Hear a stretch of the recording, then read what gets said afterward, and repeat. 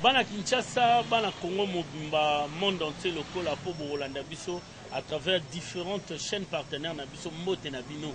Toza na espace oyo to bengi gagner temps émission na bino oyo bozo sepela nango bomonaki semaine passée musala to salela ki bino oyo to kendai ko kundola musala oyo mwana mboka azali ko sala le coach Eric Mwamba pona kosunga bato belé ba beta GD Veloterie ba gagner ba kenovana na mboka États-Unis mboka Donald Trump mboka ya ba terre nyonso minene boyebi américain kasi lelo toye lisusu po makambo belé lobami sur organisation ya développerie boyebi style na ye ezali ya préenregistrement d'abord ezali façon pour na ye ya ko permettre bande belé oyo tango développerie bandaka koka koya te po batu baleka kebele batu bazalaka awa na ninga kosakana te yango ye moko Eric Mwamba totenaki à ce que tokutana na ye tosolola na ye sur organisation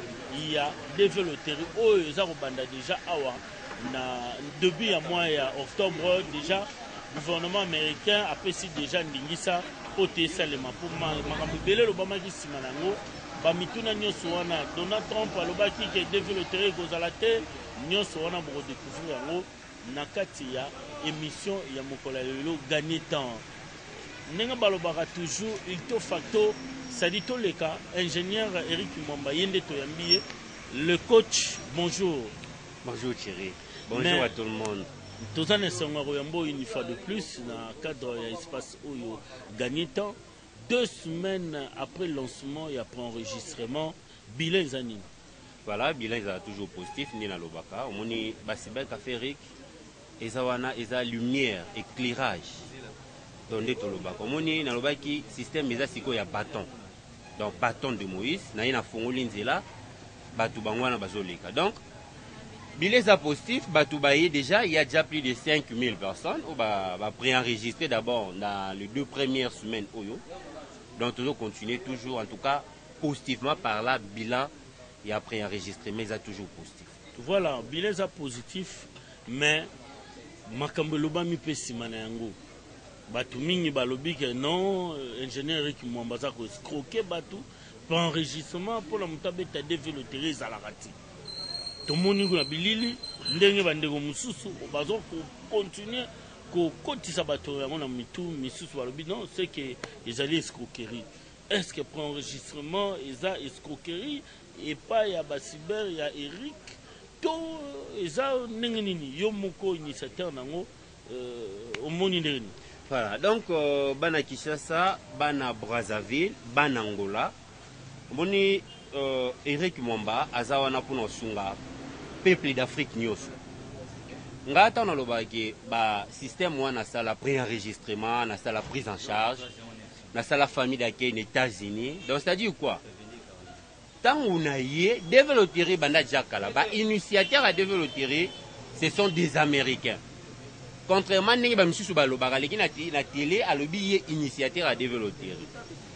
Ingénieur Eric a sali préenregistrement avec un seul objectif. Il y a aussi un peuple congolais. Il y a café Eric, plus de 1000 personnes. Donc le système de ça là, il y a un peuple congolais. Voilà. Alors, on a mingi ba preuve ne lobaka. Na mingi ba preuve lobaka. Donc, il y a aussi un moment qui l'état au bâti la biso bandeku. Bâti la biso ndeko a gagné qui a bêta kasalaka préenregistrement avant d'abord de continuer. Par exemple. Donc, à cela qui préenregistrement a gagné et puis en plus a bénéficié de la prise en charge. Oui, voilà tout le monde. Il y a un de Clover Achela Bisso.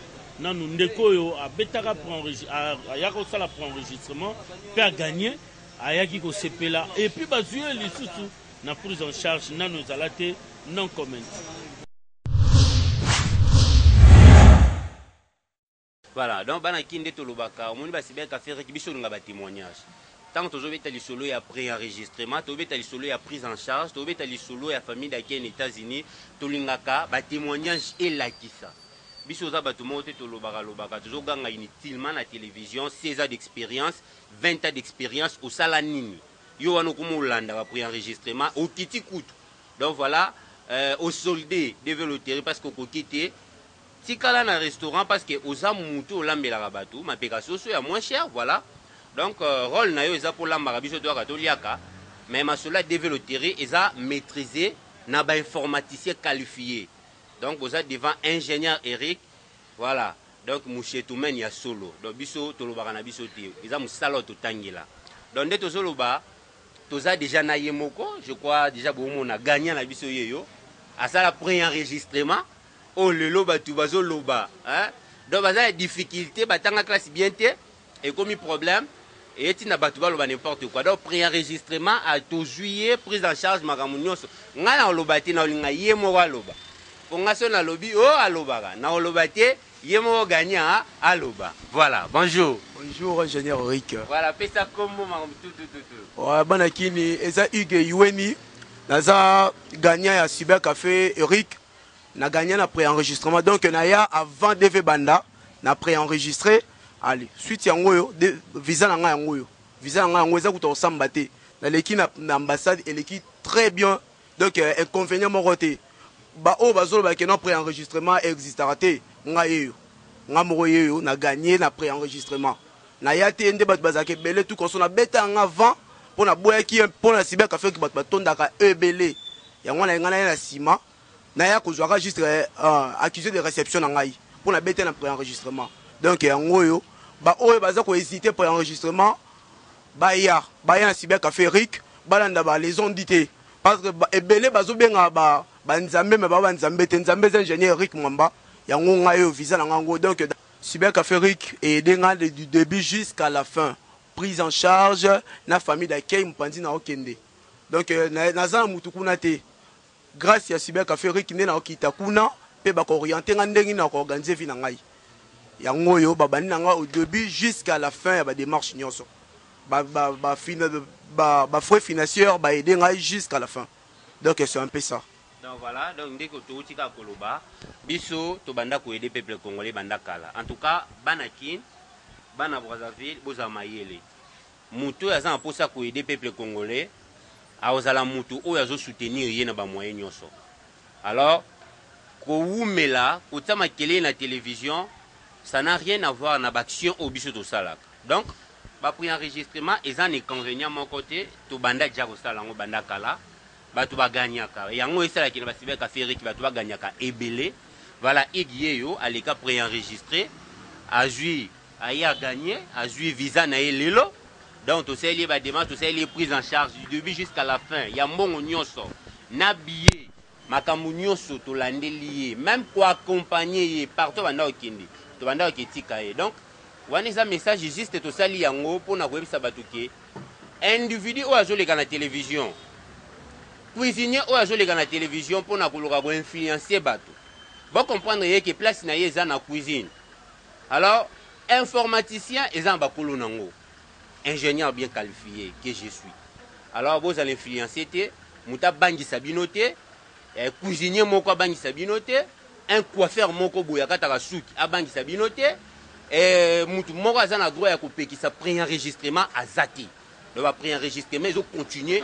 Peuple congolais a pour ça à voyager, peuple congolais a pour ça à gagner des véloteries. Alors tout ça, on a continué pour l'enregistrement jusqu'au 30 septembre. Alors le début octobre, des véloteries bandits.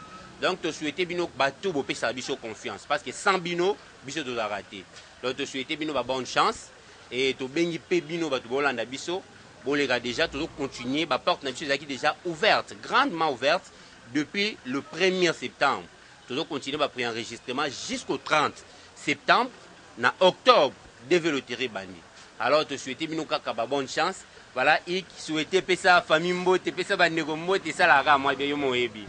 Oh ouais, merci beaucoup. Napesi journaliste, les grands journalistes Pierrot Bendembote, napesi Joe Fils Mbote, napesi wa famille nangai, Manassé Matindo, Mbote Mpanza Zali. Donc merci beaucoup maman salanga tout.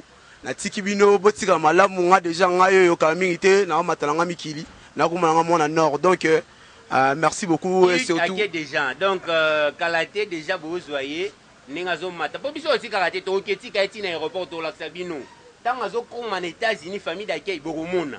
Donc, ah, ils ont malobat, tout ça la action. Voilà. Merci beaucoup, ingénieur. Okay, merci. Bon, merci beaucoup.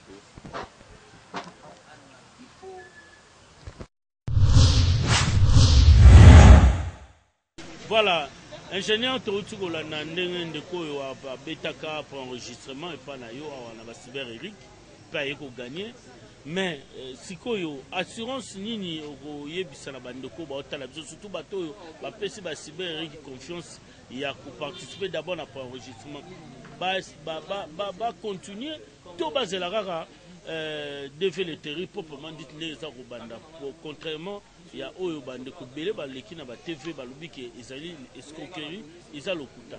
Voilà, donc bana Kishasa bana Brazzaville ingénieur Eric azana pona ko aider bino. Je crois vous avez na bolanda nga ba famille belé bande ko ba bénéficier na ba prise en charge ba bénéficier na famille d'accueil na za wana pona osunga bino ndenge na zo sunga bino na pré-enregistrement. Tolobi boui. Aventurier ou azoleka la télévision pour na ko boya pré-enregistrement. Comédien ou azoleka. Bon comprendre. Les pas mes années.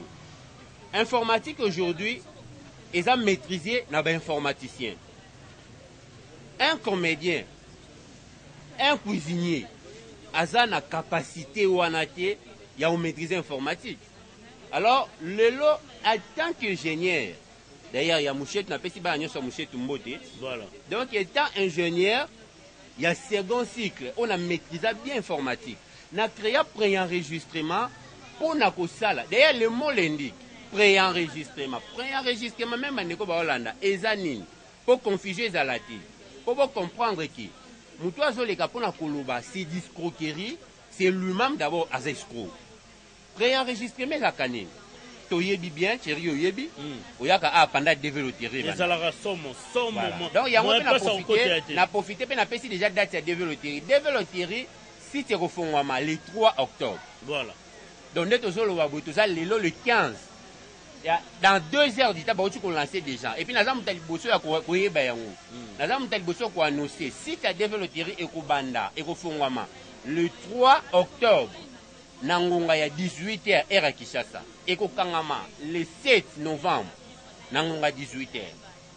Donc, pour un enregistrement, tout ça, là, et ça d'abord, on a créé un logiciel, mon corps. Il y a Bassibé Kaférik. Vu que tout ça déjà partout, tout ça, Libanda pays, dans Brazzaville, Lubumbashi, Tozali, RDC, tout ça, Bassibé, il y a 4, ils ont à Kishasa. Alors, tout ça, là, pour un enregistrement, tout ça, dans réseau, na Bissou. Serveur, na Bissou. Voilà.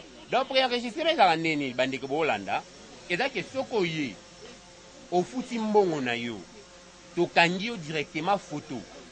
Photo wana to kanga to ko enregistrer yango na identification na yo. Donc na identité na yo complet. Voilà. To enregistrer yango na serveur. To créer le compte na kati ya serveur na biso. Donc oté na yo ofandi à l'aide. Donc pour na yo so de yo sali pré-enregistrement et si au beti développer. Voilà. Donc biso to kotika la to bombi ba fichier wana dès que développer zo banda premier jour. Pour Erobanda les 3 à 18h. Na 18h, tu as déjà béni. Le même jour, déjà parti à 23h, comme si tu es fondé déjà Zaka, et comme déjà collègue. Voilà. Tu as dit que tu as bateau sur ça qui prend enregistrement. Et puis, après enregistrement, tu as déjà bateau au candidat de la photo au Pessimon. On a mon nazorata en traité photo. Bien qu'il y ait un format déjà, mais après enregistrement, on a mon traité la photo, on a un soutien na soupe. Donc du début jusqu'à la fin, il y a des cyber qui fait nyonso parce que dans un temps, il y a qu'on réunir des photos nyonso. Alors, ceux qui n'ont traité en le premier jour au Bételio, il y a collègues nous en octobre au jour accusé de réception. Voilà. Donc au royal ils sous pour passer les sous mongo, au royal ils sous pour les questions na photo. Donc ça c'est quand après enregistrement to kanyo photo attends aux familles. Détail on est trop important pour batimi bazo quand ça soko yaki déjà ko s'enregistrer. Tant on devait le terrain le 3 octobre, au yeli sous pour bakango photo au foutu du sumbo. Donc, non, c'est éclaircissement. Non, je crois que tu me suis dit que ça mais pas pris enregistrement dans la salle dans le visa Kaboué. Ce que yo foutu mon ata boza famille boyemba mo foutu moto kangi bino ba photo sur place. Tu enregistrer ba kombo na ba photo na yango. Yo kena yo to tika na formulaire na yo. Tu opesa yo kaka signe papier moko zo témoigner que on leki na pris enregistrement. Voilà. Dès que devait zo banda les 3, to betel bino na butu wana. Ozoni même le 2, les 4, to opesa yo date moko. Soko zoni ata yo za tenter, otinika mutaye na papier wana. O to opesa yo. O lakisi to pesu accusé de réception là. Okay. Donc contrairement ndenge ba venturier msou ba la télévision, ba loba n'importe quoi c'est discroquerie. Bon, en fait, moi j'aime bien les témoignages, tout le monde témoignage. Alors bateau bazoloba qui est escroquerie. Ba la témoignage net nani déjà ba kangai na pour enregistrement à quelle ambassade et ça li confusion ya photo. Parce que monsieur Balobio et c'est la confusion et on va autant photo dans la pièce à mutu mususu. Eza ko yeba ko zanga ko yeba informatique. Yoza cuisinier, olambaka na yo malewa, otekelaka bato mapeka soso. Mais comment expliquer oyeba ko comprendre informatique? C'est tout à fait normal. Les loba na Kinshasa va comprendre. Les loba na Kinshasa va zana posa ba beta développer ba gagner. Ba na posa ti ba ya mapeka soso na restaurant. Ndio so wana ça ne sert à rien. Voilà. Alors donc yango wana tozo ba pré-enregistrement et ça a tant d'inconvénients mon côté. Et ça jamais. D'ailleurs ceux qui allaient escroquerie, bato ba les la télévision ba dénoncer yango, bato ba déjà escroquer na pré-enregistrement, ba dénoncer yango. Donc ba na Kinshasa mutabang sabinoté. Ba image outi na ko témoigner ndeko yo a salaki pour enregistrement simana yango ayeko gagner pe oyo kozwa ye na prise en charge lelo azali na mboka États-Unis en tout cas coup de chapeau. Mais outi déjà ko annoncer yango pe makambo yo bimaki ke président des États-Unis Donald Trump a boyaki j'ai développé pour l'envoi oyo mais déjà na niveau na yo awa batu oyo ba gagnaki année passée bakuza na niveau nini bango nyonso bakei to bango nyonso bazalaki pe nombre à combien pour bato belé baza otala biso ba yeba. Voilà donc na lobaka ngo d'ailleurs même avant ba publier développer na bendaka bandeko na esi bango na bipo bato beye balobaki ba rumeur ne circulaka oh développer donner Trump paye ba ni développer oh développer le quoi donner Trump paye ba kokata yango ba jonso babetaki année passée eza annulé na esi bato na assurer bato développer jamais un président a requis jamais kolongola yango parce que eza loi eza différent na loi na décret aux États-Unis pour na kolongola développer il faut pas voter loi mususu na année passée naisaka batu développer tour Donald Trump a ça batu surprise prévaner batu bagani et je vous dis oyaza na tembe aya na basibe café Eric atuna même ba voisin parce que soko yo tuna sibe peut-être ko zaba okokansa ba kosio kende tuna ba voisin si résultat yané o na basibe café Eric il y a plus de 1000 personnes au baza sélectionné va gagner ba sibe café Eric donc ça l'année le plus difficile au besoin de travailler donc ba gagner baza tellement ébélé et puis bato bazo rêver bazo kanisa oh Donald Trump boye ba yango ki développer eza annulé té ndenge na zoloba date ya développer eza connu date ya développer ekobanda le 3 octobre na 18h donc développer président Donald Trump a la capacité à ko annuler ngoté et qu'on continue encore. Pour développer ici dans la RDC, il faut tout atteindre niveau plafond bata. Niveau plafond, il y a au moins 50 000 visas. Dans ce pays, moko, beaucoup qui déjà 50 000 visas, pour l'ongwe na développer. Premier pays où il y a c'est Nigeria. Donc dès tout ça, le Nigeria va être développer. Voilà. Alors deuxième pays où il y a déjà la probabilité où il y a Éthiopie na Égypte. Suivi de la RDC. Au bateau, comme il y a belé. Mais bien sûr encore RDC, tu as encore dans la compétition. Donc tu as encore plus de 10 fois. Donc plus de 10 années. Donc c'est-à-dire à partir déjà de 2018, tu as encore 2028. Ce qui peut-être va voter l'homme sous le développer. Donc développer continue, la RDC développer continue. Donald Trump a la capacité à annuler développer, a la capacité à suspendre développer. Bateau, nous sommes rêver. Boye information wana ki développer réseau continue nango. Voilà, développer réseau continue nango mais pour na bandeko ba participer qui coach tonto yeba oyo basi bazwa ki année passée bazali na niveau nini lelo est-ce que mingi ba keito mingi non ba kete surtout likama prise en charge pour balobi ke bandeko mutsu baliki na TV balobi prise en charge wana za mamba lokuta et en plus aux appels en résidence les États-Unis, c'est comme au Tchabat, voilà, donc pour gagner qui n'a développé l'année passée, dans le mois de mai, donc c'est-à-dire dans le mois de mai où tu connais. Alors on a annoncé déjà même bateau va arriver, qui va publier déjà ma date interview. Dès que tu es en octobre, développer les banda robetama. Et les banda paye directement interview bateau va gagner qui l'année passée. Donc Donald Trump a bâti ici ayena makambo bien à développer. Nathan Obama mamwane ezaki te. Nathan Obama ba interview ba na banda so leti ba gagner na mai. Et bandi banda na ba novembre, ba décembre, mais année où c'est possible bato ba gagner qui na mai, mingi va voyager na octobre av. Donc match ça bien avec Donald Trump. Et puis les Kamuku tu y a résidence c'est Kambalo baté. Je crois bateau va bénéficier, je crois na pesi bateau nyonso ba yuti koya ko zwa prise en charge et pas nanga na pesi bino ba mbote. La prise en charge c'est une réalité. La prise en charge eza eloko na sala on pona ko aider bateau. Donc mutu aza na tembe, au gagnant hier, aux a posa au expérimenter la prise en charge yaka na osali la yo. OK. Donc et puis les Kambuya félicité. Donc voilà. Hier. Abeti hier, na pesi encore pour na bateau va gagner na mai. Mais bateau ba Hollanda biso, to kana bien. Thierry n'a expliqué bien là clair. Voilà. Pour na ngati année prochaine bateau belé ba ya balela. Pour nous on a tiki porte ouverte. Na bi ke bateau va gagner qui bazui déjà na développer. OK. Oza na prise en charge, si ko gagner pour na yebi ba kosa bateau. Tant devez au banda ba ya ke belé na TV. Ah au moins to zala kiti. Calamité au moins toi tonde belé na TV. Vraiment. Alors on a payé cette opportunité na fongoli ba partenaire le biboui. Ozwa ki visa, o ana billet ya ko lukanga na peso billet. Donc o gagner qui devait loterie. Oza na muta ko sunga yo te famille da keke. Nga moko shenga eza na États-Unis. Bon. Madame na bana kutu ba kuna da na pesi mwasi na nga mode. Madame na nga za kuna déjà na maman na parlé. Bon. Résidence na nga moko. Okay. Donc système échange. Et comment au gagner OK shenga. Donc OK shenga aux États-Unis. Bon. Madame na nga la yambio ala mi imaginez ka madame ala mi la tala. Donc bana na nga baza kuna. Voilà. Donc au gagner des loteries au die shenga. Donc aux ana mbongo te aux ana loko te au gagner qui pas ba voisin yaka. Mais nazo beta c'était ne lo moko. Bande ko to kana bien. Pour na batu bozo beta ne ou. Soko beti na ba cyber café Eric T. Au beti libanda. Année prochaine, so va publier au juillet ko lukanga te pour na c'est le prise en charge. On a yebi bato belé ba ko sama na bango. Bato belé ba oleka te bi ba ko loba. Oh prise en charge, c'est discroquerie. Muta créa prise en charge, muta sala prise en charge, c'est moi. Na ba cyber café Eric. Alors ceux qui beti devait le terri, tour oyo et pas na ngati et qui ont gagné hier, ko ya ko lukanga te pour na c'est le prise en charge.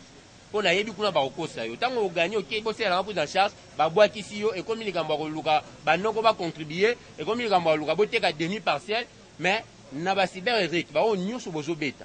Vous avez déjà assuré.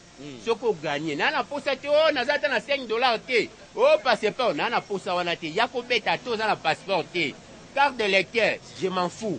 Beta développé na $5. Au gagné et pas na biso, to c'est lui prise en charge na bien du début jusqu'à la fin. Donc dans l'ingaka, moni monter il faut expérimenter nga. Normalement. Donc l'ingaka monter expérimenter nga. Ceux qui est possible bâtir la option dans bateau, il va au gagner. Voilà. Bah bénéficier de la prise en charge. Narratif na niveau réalisation de Clover, Tchela Bissona no bandeko ba oti ko gagner. Oyo ba zupe ba bénéficier de la prise en charge. Il y a coach Eric Mwamba Simato Zonga pour nato conclure na mission na biso mukolo lelo. Qui ont gagné dans le cyber Eric, il a bon hôtel et des visions élevées, bah des titres à sous cadre, sur ma couche à change, papier, au fêlé, la grâce à Eric qui est. Donc, Donald très fort.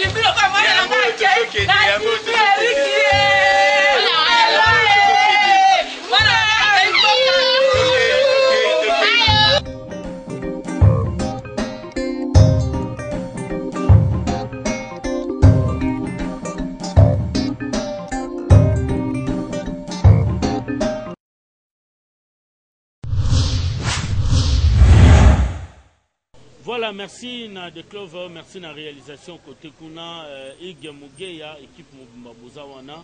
Merci beaucoup landa bandeko yo ba gagnant qui développerie na ba cybercafé ya Eric oyo lelo epanzani ville moma Kinshasa, Lubumbashi, Brazzaville pour koloba te mosala ezosalema kitoko mpo yango nde elakisaka soki nzambe azopambola to mosala ezosalema kitoko enguma wana bato bayaka ntango develotere ebandaka nde epesaki makanisi na ingénieur Eric Mwamba le coach asalela bino oyo tobengi pour enregistrement eza na oyo moyibi te escroquerie te nakasi ye moko aexplike bino ezaka manière mpona kosunga bato ebele balingaka te soki nguma ezali bakoka kosangana bakota mpo batan mpe bato mosusu bakenda na misala déjà na pour enregistrement oza à l'aise oyebakangi yo photo na système na ye outi oexplike bino asala logiciel mpona yango eza kosunga bato ebele tolakisaki bino ndeko oyo aganyaki na pour enregistrement lelo aza na mboka États-Unis donc nulle part ailleurs bokotia lisu litoyi oyo boyoka bayebisa bino ke eza escroquerie te moto ayebi informatique akoexplike yo ke photo okokanga no nango otie mpe na machine ozeli au moment opportun to soki oza na connexion okolansa yango mpe ekei na réseaux sociaux to na internet to wapi olingi donc et ce n'est pas de l'escroquerie ezali mosala oyo eza kosalema kitoko mpona kosunga peuple congolais coach tozopusana pembeni ya intervention na biso suka intervention na biso mais motuni ezali dans quelques jours awa pratiquement dans 2 semaines develotere eza kobanda alors bacybercafé Eric bo mise en place eza ndenge nini comment bo accueillir cette fois-ci bato ebele pe confiance nini oyo bato bakozala nango envers bacyber Eric pour que baya koparticiper na develoterie bato bautaka misika évidemment hein, même bato wana Braza bien que Eric ya kuna même balingaka koya awa mpo bayebi ke awa esaleli na yo ezalaka spécial. Voilà, merci. Pour la mise en place, je crois binomoko bozomo on a déjà nous ça déjà bandaki na format qui déjà na qui depuis mois d'août na format qui baza nanga baza bien formé même bao baza disposé à Rokende Brazzaville baza Djawana ya on tobi bande konyo sur Brazzaville et ça important et beaucoup de savoir obeta développer ao bande kwa Lubumbashi et important et beaucoup de ça boya bozo ba vol boya ao donc bande kwa Brazzaville déjà octobre toza déjà wana début octobre toza wana déjà to bongisa le 3 octobre ba porte na biso fungwami na Brazzaville to bandi déjà ko beta développer boza calme to pesa na ba adresse à sikato bakisa pour boyer ba cybercafé Eric to kenda toujours en avant avec Jésus et surtout na pesi pasteur nanga les révérends Walomu Tchenga Malachi parce que ça grâce à ba prière na ye na za on a zalelo donc avec Dieu tout ça pour avancer na Brazzaville toujours ça ba cyber musu ya sika to pesa ba adresse kala mingi te bande kwa Brazzaville bozo banda développer maman le 3 octobre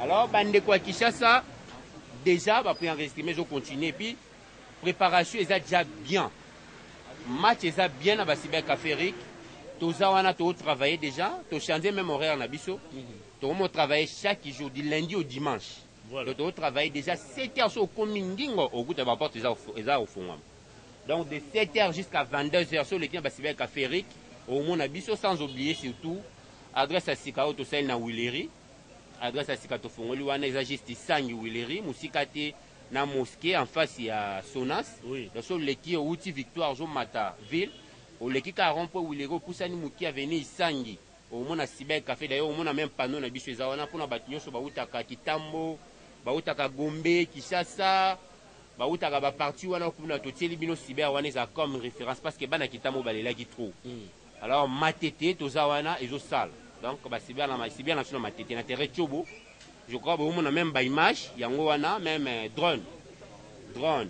ezo filmer wana donc na matete cyber eza jawana victoire to loba ki faut bana ba sala attention victoire tozana rond-point victoire te rond-point victoire ezaka na cyber te kuna ezaka na ba restaurant kuna eza ba restaurant on beta c'était batu poza mayele ba beta développer na restaurant te so mo muta bengo beta na restaurant yeba ze nemi na yo yeba yena lingi yo te donc cyber na victoire eza juste na victoire numéro A20 donc na rond-point te so uti rond-point o leki maison communale au pusani au komona cybercafé Eric na pano kuta munene za wana donc voilà un peu to souhaiter ba congolais nyoso ba oya ba bonne chance yebi ke ba réussite ya bien zalaka alors cette année encore to expérimente to kotisi susu performance wana na musala. Donc ba réussite ezali belé. Merci beaucoup. Merci beaucoup na coach Eric Mwamba, l'ingénieur na musala makasi ozo sala pona osunga peuple congolais ba participer na GDV loterie par préenregistrement oyo ba te belé ba dui ba gagner ezama sécurité escroquerie ba explication nyonso bouti kozwa et pas na yemoko ba oiseau de mauvaise augure o nyonso bozo koloba sur préenregistrement na ba cyber Eric na kanti bozu ya bino réponse et pas ingénieur muto ya yekoli makambo wana ayebi makambo wana azosalela makambo wana. Donc rien à dire bana nyonso ya Kinshasa bana Congo boyebi que à partir du 3 octobre oyo na 18h DV loterie et bandi. Le 7 novembre na 18h j'ai DV loterie et Kosila Kimambangu yaka déjà na préenregistrement na ba cyber Eric na rasi to bino moko boyoki na isangi na Willery toza na cyber wana na victoire en diagonale ya maison communale na terrain chobo na matete na 11e rue Limité sika oyo tozali sika succès sika mokimo mabayebi tozali wana pona kosunga bino pona bo participer na DV loterie pe bo gagner bo genova na mboka États-Unis. Imaginez yo bana mwasi famille boke kovanda to chéri na yo na mboka États-Unis po kaka bo participer na DV loterie nulle part ailleurs. En tout cas, merci à l'ingénieur Mbote. Ngala convaincu, ngala okende pe États-Unis. Madame Azazo Zelayo, donc parler de Jésus calme résidence yanga kuna na komela kwa dans nazo ya États-Unis wana na ba après la développer na ba novembre dernier ozala wana. Donc grâce kaka ya Eric Mwamba le coach. Donc gagner temps to kuta na bino mikolo zali ko ya nana oloba lisu kutala rara structure masolo elobeli to legi bino go faut na ngati faut Eric Mwamba misala top.